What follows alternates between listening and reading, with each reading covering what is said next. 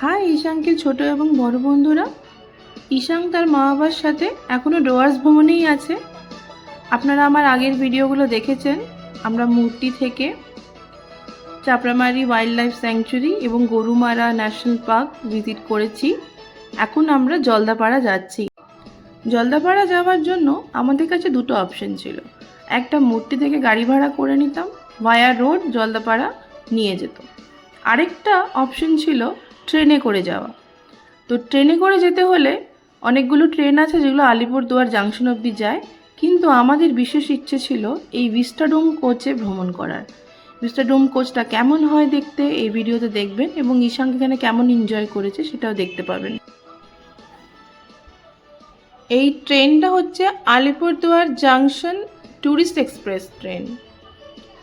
এই ট্রেনটা আমরা সকাল 9টায় নিউমাল জাংশন স্টেশন থেকে ধরেছি। এই ট্রেনটা মোটামুটি 11টা নাগাদ মাদারিহাট স্টেশন পৌঁছায়, কিন্তু মাঝে মধ্যে 15-20 মিনিট লেটও থাকে, কারণ এই ট্রেনটা জঙ্গলের মধ্যে দিয়ে যায় এবং মাঝে মধ্যে যদি হাতি চলে আসে ট্রেনটা স্লো হয়, এবং জঙ্গলে অন্যান্য কারণের জন্য ট্রেনটা একটু স্লো যায়। আমরা দুপাশে জঙ্গল দেখতে দেখতে যাচ্ছিলাম। আমাদের অনেকগুলো ময়ূর দেখতে পেয়েছি, গাছে উঠে বসে আছে, আবার নিচেও ঘুরে বেড়াচ্ছে। ঈশাঙ্ক ভীষণ এনজয় করেছে, গোটা কোচে হেঁটে চলে বেড়াচ্ছিল। ট্রেনের এই স্পেসটা আমরা পাচ্ছি কারণ এই কোচটা, এই ট্রেনের একদম লাস্টের কোচটাই হচ্ছে ভিস্টাডোম কোচ।